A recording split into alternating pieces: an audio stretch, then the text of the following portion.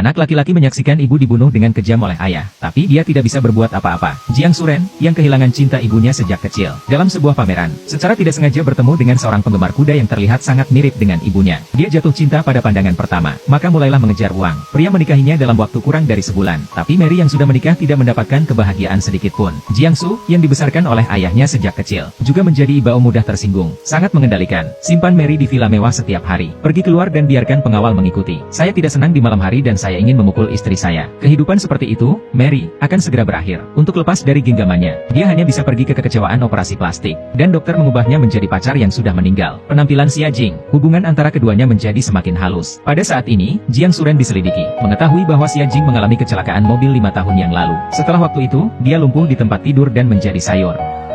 Tapi sekarang Xia Jing berdiri di depannya dengan sehat. Dia datang ke sanatorium tempat dia tinggal sebelum pergi ke Beijing, minta kabar, mendengar dari kepala perawat, rehabilitasi di Beijing. Ternyata di hari yang sama dengan hilangnya istrinya. Dalam perjalanan pulang, dia berhenti di pinggir jalan, karena jalan di sebelahnya, itu jalan yang sama yang saya ambil pada hari istri saya menghilang.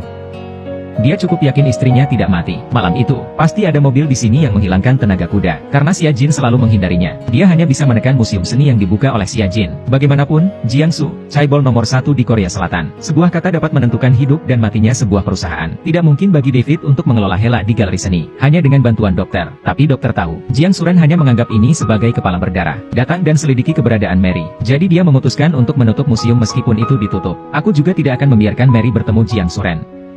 Tapi Hela tidak memiliki kasih sayang yang dalam untuk Mary. Untuk dia, galeri seni adalah hati dan jiwanya. Jadi dia diam-diam meminta Mary untuk bertemu. Berbohong sebagai dokter, minta dia menjadi paman Xia Jing sekali. Museum tertutup, meskipun Mary masih memiliki bayangan pada Jiang Suren. Bahkan jika Anda bertemu sekali, Anda dapat mengekspos diri sendiri. Tapi dia berterima kasih kepada dokter, setuju untuk bertemu besok.